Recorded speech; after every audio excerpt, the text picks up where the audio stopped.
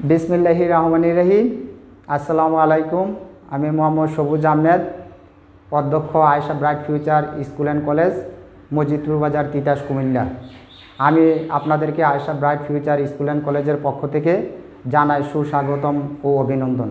আশা করি আপনারা সকলে ভালো আছেন, আমিও আপনাদের দোয়ায় ভালো আছি ইনশাল্লাহ। সুপ্রিয় শিক্ষার্থীরা, মহামারী করোনা ভাইরাসের কারণে তোমাদের প্রাণপ্রিয় প্রতিষ্ঠানটি 17 মার্চ বন্ধ হয়ে যায়, যার কারণে তোমরা তোমাদের প্রিয় শিক্ষকের ক্লাস থেকে বঞ্চিত হচ্ছ। আর সেদিকেই বিবেচনা করে আমরা তোমাদেরকে তোমাদের বিষয়ভিত্তিক এবং ফেভারেট শিক্ষক দিয়ে তোমাদের অনলাইনের মাধ্যমে ক্লাস দেওয়ার চেষ্টা করেছি এবং আশা রাখি তোমরা সেগুলো ভালোভাবে পর্যবেক্ষণ করবে এবং যে টিপসগুলো দেওয়া হয়েছে সেগুলো তোমরা নোট করে রাখবে। সবাই ভালো থাকো, সুস্থ থাকো, বাড়িতে থাকো, নিরাপদে থাকো। তোমাদের জন্য রইল শুভকামনা। আজকে তোমাদের সামনে আমি নবম ও দশম শ্রেণীর হিসাব বিজ্ঞান নিয়ে উপস্থিত হয়েছি। আজকের টপিকস হলো রেওয়া মিল। তো আমরা রেওয়া মিল বলতে কি বুঝি? রেওয়া মিল হচ্ছে টায়ার ব্যালেন্স, রেওয়া মিল বা টায়াল ব্যালেন্স। রেওয়া মিল বা trial balance, TRIL, trial, BALANCE, trial balance. তো আমরা জানি রেওয়া মিলের সকল খরচ এবং সকল সম্পদ ডেবিট। এক, সকল খরচ ও ব্যয়,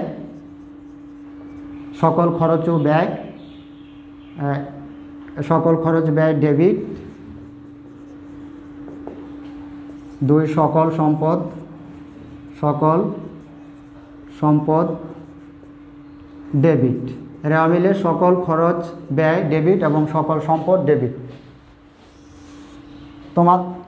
এখন আমরা সকল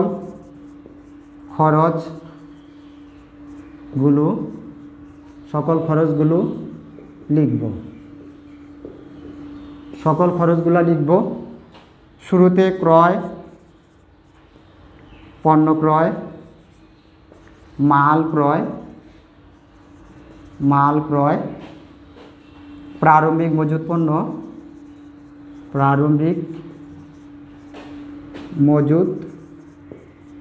পণ্য, মজুত পণ্য 1/1/2010। মজুত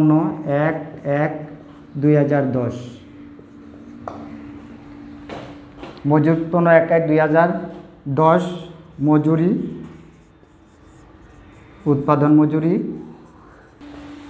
উৎপাদন মজুরি, কুলির মজুরি, বেতন ও মজুরি, জাহাজ ভাড়া,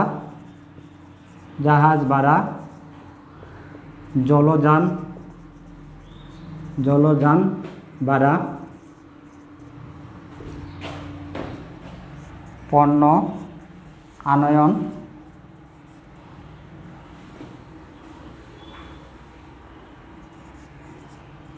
আনয়ন, খরচ, পরিবহন, আন্তঃপরিবহন,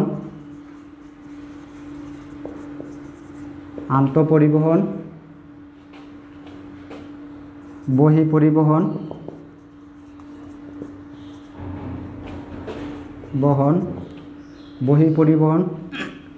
আন্তঃমুখী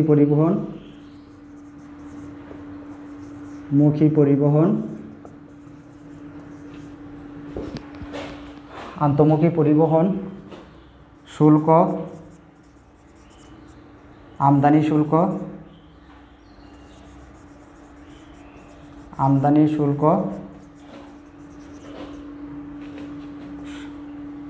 আবগারি শুল্ক,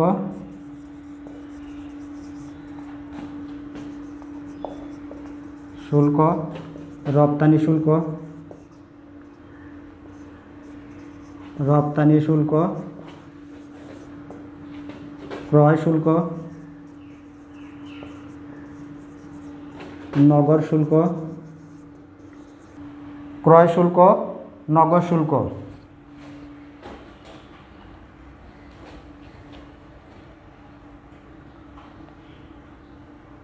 বেতন,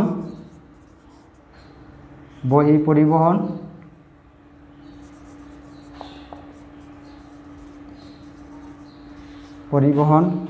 ভাড়া,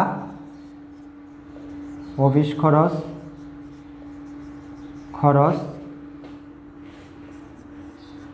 দপ্তর খরচ, জলযান ভাড়া,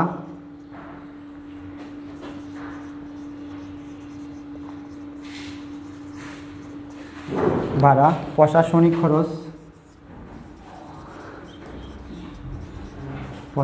খরচ, যাতায়াত খরচ, ভ্রমণ খরচ,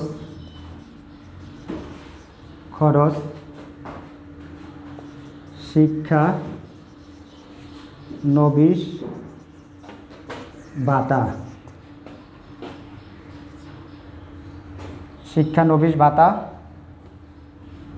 মণিহারি,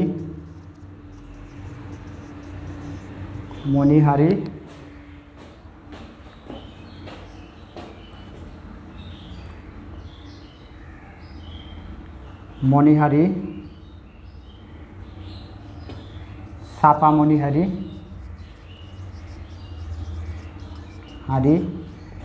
আসবাবপত্রের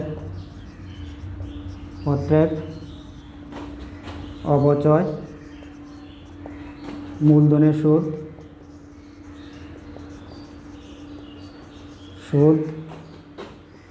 ঋণের সুদ ইত্যাদি খরচ থাকলে তোমাদেরকে ডেবিট করতে হবে। কারণ আমরা জানি সকল খরচ ডেবিট, ক্রয় থাকলে ক্রয়, পণ্য ক্রয়, মাল ক্রয় এগুলো থাকলে তোমরা ডেবিট করবা, কারণ সকল খরচ ডেবিট। প্রারম্ভিক মজুত পণ্য ডেবিট। প্রারম্ভিক মজুত হচ্ছে বছরের শুরুতে যেই পণ্য দোকানে মজুত রাখা হয়, অর্থাৎ ওপেনিং স্টক, পণ্য ক্রয় বিক্রয়ের উদ্দেশ্যে দোকানে যে পণ্য মজুত রাখা হয় তাকে বলে প্রারম্ভিক মজুত পণ্য। যখন তোমাদের প্রারম্ভিক কথা না থাকলে মজুত পণ্যর সাথে অবশ্যই তোমাদের তারিখ থাকবে 1/1/2010, এটাই তোমাদের প্রারম্ভিক মজুত পণ্য বলে ধরতে হবে। আর মজুরি, উৎপাদন মজুরি, কুলির মজুরি, এই প্রত্যক্ষ খরচগুলো তোমাদেরকে অবশ্যই ডেবিট করতে হবে। প্রত্যক্ষ এবং পরোক্ষ খরচ রেওয়া মিলে ডেবিট হয়। মজুরি, উৎপাদন মজুরি, কুলির মজুরি, বেতন মজুরি, জাহাজ ভাড়া, প্রত্যক্ষ খরচ, জলযান ভাড়া খরচ ডেবিট, পণ্য আনার খরচ, বহন খরচ, আন্তঃপরিবহন খরচ, বিক্রয় পরিবহন খরচ, আন্তঃমুখী পরিবহন খরচ, শুল্ক, যত রকমের শুল্ক আছে তোমাদেরকে সব ডেবিট করতে হবে। আমদানি শুল্ক, রপ্তানি শুল্ক, ক্রয় শুল্ক, নগদ শুল্ক, আবগারি শুল্ক তোমাদেরকে অবশ্যই ডেবিট করতে হবে, কারণ শুল্ক হচ্ছে ব্যয়। যত প্রকার পরিবহন আছে সব ডেবিট। ক্রয় পরিবহন, বিক্রয়মুখী পরিবহন তোমাদেরকে অবশ্যই ডেবিট করতে হবে। প্রশাসনিক খরচ, যাতায়াত খরচ, আইন খরচ, দপ্তর খরচ, ভ্রমণ খরচ তোমাদেরকে অবশ্যই ডেবিট করতে হবে, কারণ এগুলো হচ্ছে প্রত্যক্ষ পরোক্ষ মুনাফা জাতীয় ব্যয়, আর সকল ব্যয় ডেবিট। তো কাজেই তোমাদেরকে এই এন্ট্রিগুলো ভালোভাবে পরিচিত হতে হবে এবং তোমাদেরকে ডেবিট দিকে লিখতে হবে। আর সকল খরচ নিয়ে ডেবিট। এখন আমরা যাচ্ছি সকল সম্পদ নিয়ে। সকল সম্পদ তোমাদের ডেবিট, সকল খরচও ডেবিট, সকল সম্পদও ডেবিট। তো এখন আমরা সকল খরচ লিখছি, এখন আমরা লিখব সকল সম্পদ নিয়ে।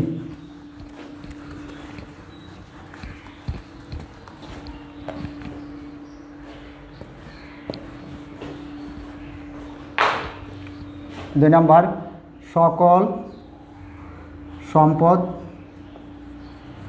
ডেবিট। রেওয়া মিলে সকল সম্পদ ডেবিট। সম্পদকে আবার 4 ভাগে ভাগ করা হয়েছে। 1 চলতি সম্পদ, 2 স্থায়ী সম্পদ বা দীর্ঘমেয়াদী সম্পদ,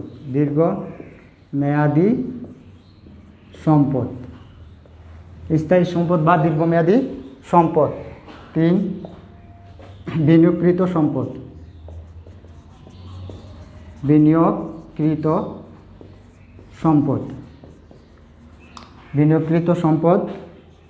4 অস্পর্শনীয় সম্পদ।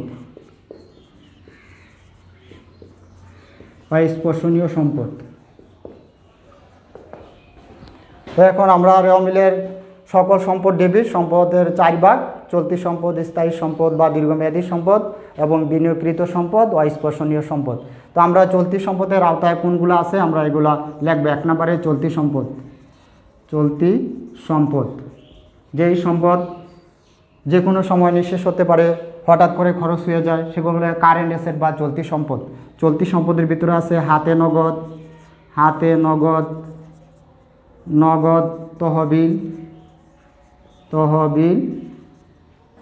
নগদ উদ্বৃত্ত, নগদ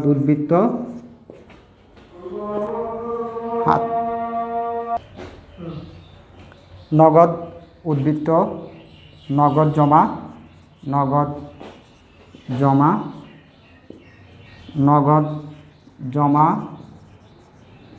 31/12/2010। সমাপনী নগদ চলতি সম্পদ। সমাপনী ব্যালেন্স তোমাদেরকে মনে রাখতে হবে যে প্রারম্ভিক নগদ তহবিল এবং প্রারম্ভিক ব্যাংক জমা রেওয়া মিলে আসে না, কারণ শুরুতে হাতে নগদ এবং ব্যাংক জমা থাকে না। বছর শেষে যেটা থাকবে এটি হচ্ছে ব্যালেন্স। দেনাদার, বিবিধ দেনাদার, বিক্রয় খতিয়ানের জের, বিক্রয় খতিয়ানের জের, বিক্রয় খতিয়ানের ব্যালেন্স,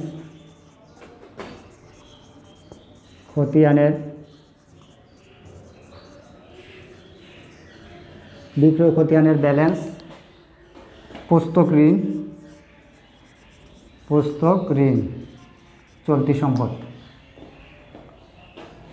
প্রাপ্য বিল, অর্জিত বিল,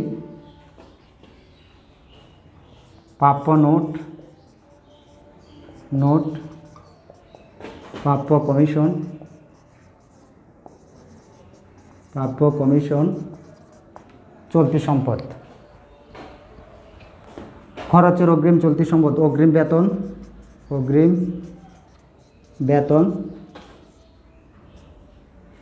অগ্রিম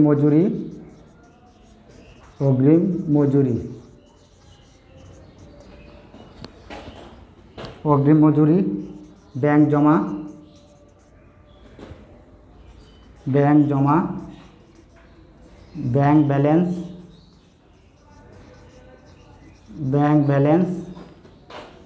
ব্যাংক তহবিল,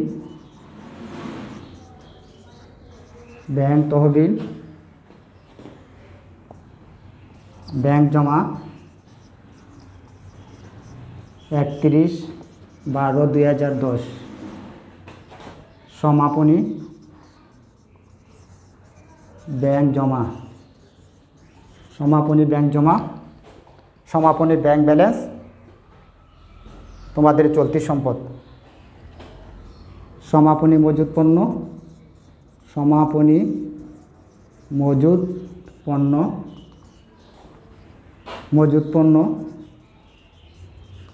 পণ্য 31/12/2010।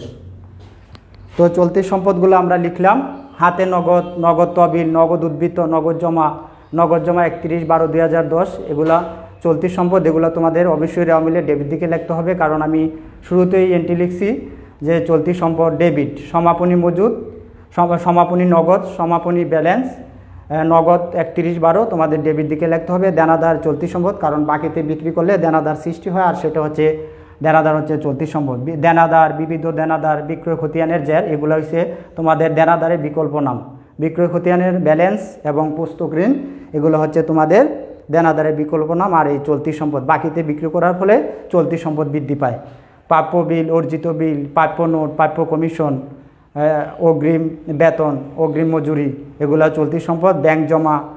ব্যাংক জমা চলতি সম্পদ। ব্যাংক ব্যালেন্স, ব্যাংক তহবিল, ব্যাংক জমা 31/12/2010 যদি তারিখ থাকে তো 31/12 থাকবে, তো তোমরা 31/12-কে ব্যাংক জমা রেওয়া মিলে নিতে পারবা, আর 1 তারিখের ব্যাংক জমা রেওয়া মিলে যাবে না। সমাপনী ব্যাংক জমা, সমাপনী মজুত পণ্য রেওয়া মিলে যাবে না, কিন্তু চলতি সম্পদ হিসাবে যাবে।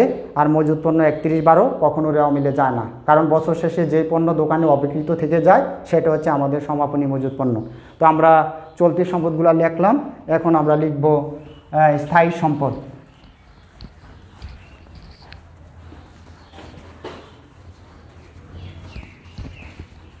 এখন আমরা লিখব স্থায়ী সম্পদ।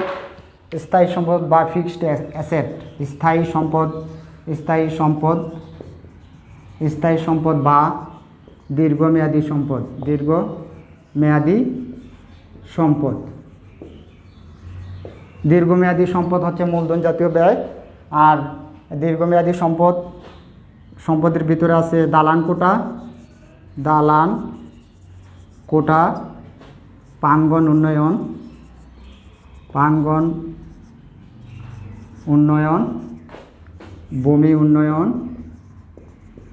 ভূমি উন্নয়ন, ইজরা সম্পত্তি, ইজরা সম্পত্তি, ইজরা সম্পত্তি, যন্ত্রপাতি, অফিস সরঞ্জাম, অফিস সরঞ্জাম,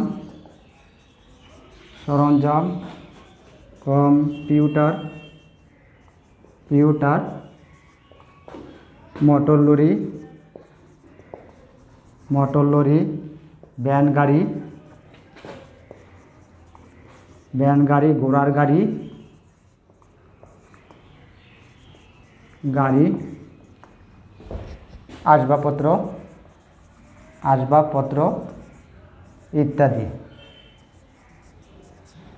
সকল সম্পদ ডেবিট আগে বলা হয়েছে। এখন আমরা দীর্ঘমেয়াদী সম্পদকে ডেবিট করব। দালান কোটা থাকলে ডেবিট দিকে লিখব রিমূলের প্রাঙ্গণ উন্নয়ন, ভূমি উন্নয়ন, ইজরা সম্পত্তি, যন্ত্রপাতি এবং অফিস সরঞ্জাম, কম্পিউটার, মোটর লরি এবং ভ্যান গাড়ি, ঘোড়ার গাড়ি, আসবাবপত্র ইত্যাদি থাকলে আমরা এই সম্পদকে ডেবিট করব। এগুলো হচ্ছে আমাদের দীর্ঘমেয়াদী সম্পদ। এগুলো একবার ক্রয় করলে বহুদিন যাবত এর সুফল পাওয়া যায়। আর আসবাবপত্রের ফলে যে এগুলো দীর্ঘদিন ব্যবহার করার পরে যে অবচয় হবে তার ডেপ্রিসিয়েশন এক্সপেন্স অফ সেলভেজ ভ্যালু, অর্থাৎ অবচয় তোমাদের খরচ হিসাবে যাবে। তো এই কাজে আমরা স্থায়ী সম্পদ লিখে ফেললাম। এখন আমরা লিখব বিনিয়োগকৃত সম্পদ। তো তোমরা সাথে সাথে নোট করবে। এবং এখন আমরা লিখতেছি 3 নম্বরে বিনিয়োগকৃত সম্পদ।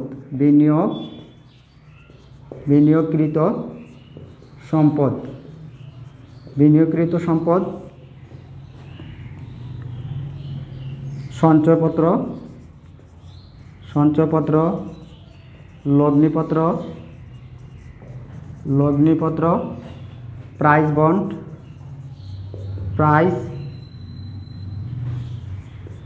প্রাইজ বন্ড, সেভিং সার্টিফিকেট,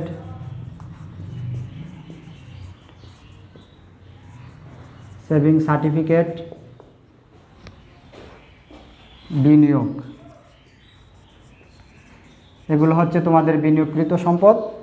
সঞ্চয়পত্র থাকুক, লগ্নিপত্র থাকুক, প্রাইজ বন্ড থাকুক, সেভিং সার্টিফিকেট থাকুক ইত্যাদি থাকলে তোমাদের ডেবিট করতে হবে রেওয়া মিলের। এগুলো হচ্ছে ডেবিট দিকের এন্ট্রি। সঞ্চয়পত্র, লগ্নিপত্র, প্রাইজ বন্ড, সেভিং সার্টিফিকেট এবং বিনিয়োগ, এগুলো হচ্ছে তোমাদের ডেবিট দিকে সম্পদের করে লিখতে হবে। রেওয়া মিলের এক কথা বলা যায় এই সকল থাকলে তোমাদেরকে ডেবিট দিকে লিখতে হবে, ডেবিট কলামে লিখতে হবে। তো এখন আমরা অস্পর্শনীয় সম্পদ নিয়ে আলোচনা করব। শিক্ষার্থী বন্ধুরা দেখো, অস্পর্শনীয় সম্পদ 4 নম্বরের এন্ট্রিতে আসছে অস্পর্শনীয়,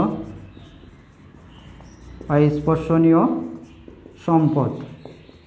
অস্পর্শনীয় সম্পদ ইনট্যাঞ্জেবল অ্যাসেট। এগুলা তোমাদের আছে সুনাম, সুনাম, প্যাটেন্ট,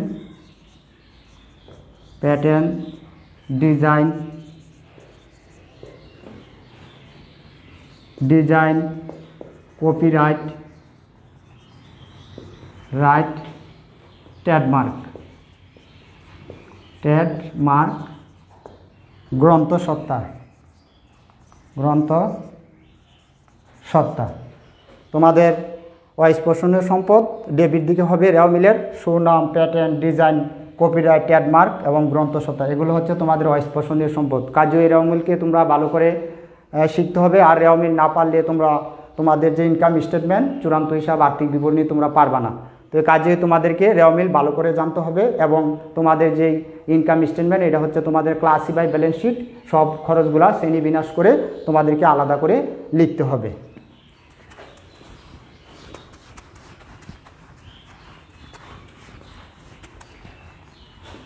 রেওয়া মিলের সকল আয় আর দায় ক্রেডিট, সকল আয় ও দায় রেওয়া মিলের ক্রেডিট হবে, অর্থাৎ ক্রেডিট দিকে যাবে। সকল আয় ও দায় রেওয়া মিলের ক্রেডিট হবে। তো আমরা সকল আয়গুলো লিখি। পণ্য বিক্রয় মুনাফা জাতীয় আয়। বিক্রয়, কোনো কিছু বিক্রয় করলে আয় হয়, আর সেটা হচ্ছে তোমাদের মুনাফা জাতীয় আয়। কাজে বিক্রয় সবসময় রেওয়া মিলের ক্রেডিট দিকে যাবে। বিক্রয়, শিক্ষানবিশ সেলামি, প্রাপ্ত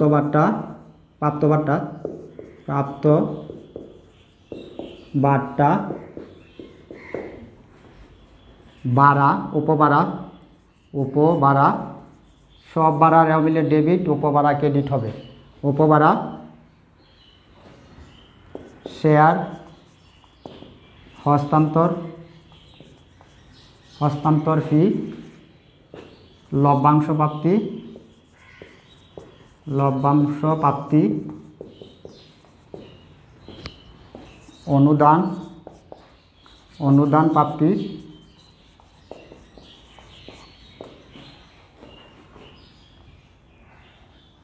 প্রাপ্তি, বিনিয়োগের সুদ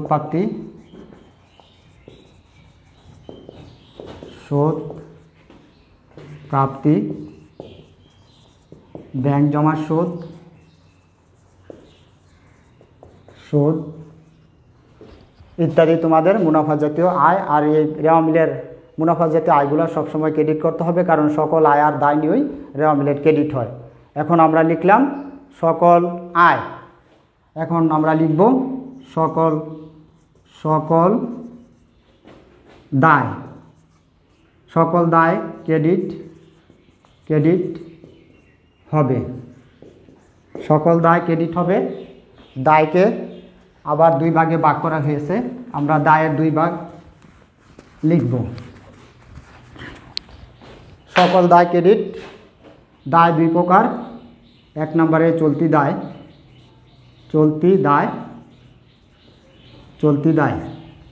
দায়ের ভিতর আছে পাওনাদার, কারণ বাকিতে কোনো কিছু ক্রয় করলে পাওনাদার বৃদ্ধি পায়, আর পাওনাদারটা হচ্ছে তোমাদের দায়। পাওনাদার থাকলে তোমাদের অবশ্যই ক্রেডিট দিকে রাখতে হবে। পাওনাদার, বিবিধ পাওনাদার, বিবিধ পাওনাদার, ক্রয় খতিয়ানের জের,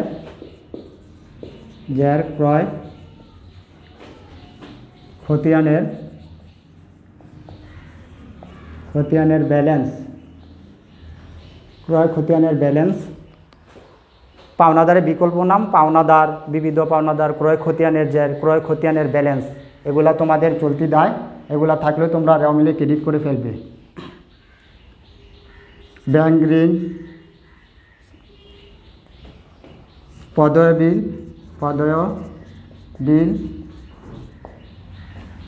দায় বিল,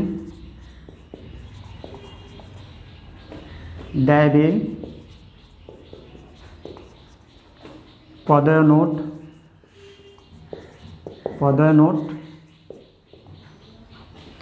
পদয় বিল, দায় বিল, ব্যয় বিল, পদয় নোট এগুলো থাকলে চলতি দায় তোমাদেরকে রেওয়া মিলের ক্রেডিট দিকে লিখতে হবে। ব্যাংক জমাতিরিক্ত, ব্যাংক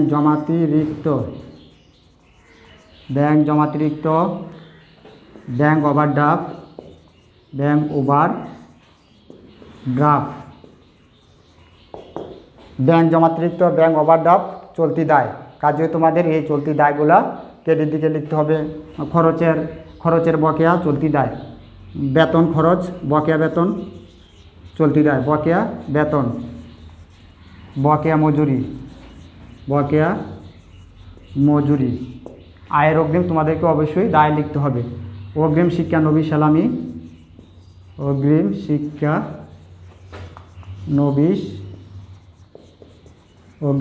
নবী সালামি, অগ্রিম উপভাড়া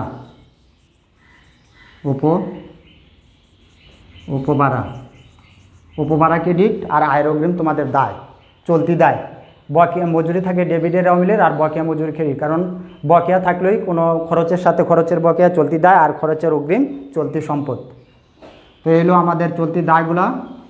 আমরা এবারে লিখব পাওনাদার আসুক, বিবিধ পাওনাদার, ক্রয় খতিয়ানের ব্যালেন্স এবং পদয় বিল, দায় বিল, দেয় বিল, পদয় নোট, ব্যাংক জমাতিরিক্ত, ব্যাংক ওভারড্রাফট, বকেয়া বেতন, বকেয়া মজুরি, অগ্রিম শিক্ষানবী সালামি এবং অগ্রিম উপভাড়া থাকলে তোমরা ক্রেডিট করে ফেলবে না, কারণ এগুলো চলতি দায়, আর চলতি দায় সবসময় ক্রেডিট দিকে লিখতে হয়। তো এখন আমরা লিখব দীর্ঘমেয়াদী দায়।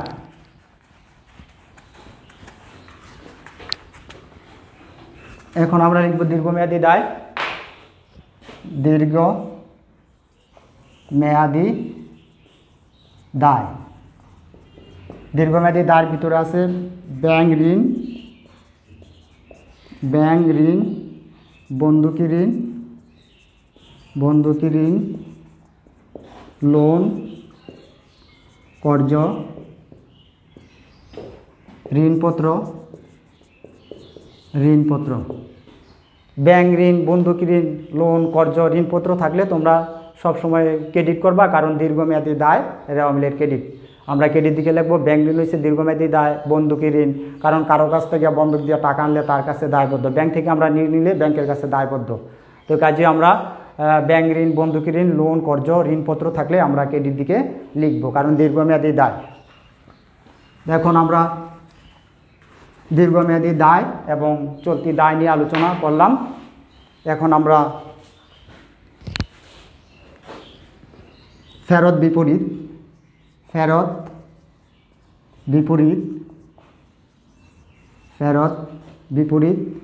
হবে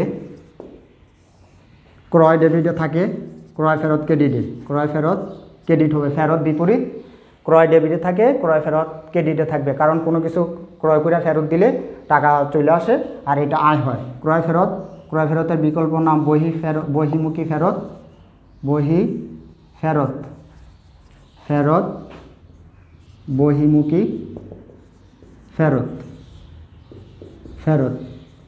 ক্রয় ফেরত, বহিমুখী ফেরত, বহি ফেরত থাকলে তোমরা ক্রেডিট দিকে লিখবা, কারণ ক্রয় থাকে ডেবিটে, ক্রয় ফেরত ক্রেডিটে থাকে। ফেরত বিপরীত, বিক্রয় থাকে ক্রেডিটে, বিক্রয় ফেরত ডেবিটে। বিক্রয় ফেরত ডেবিট হবে। আন্তঃফেরত, বিক্রয় ফেরতের বিকল্প নাম আন্তঃফেরত, আন্তঃমুখী ফেরত।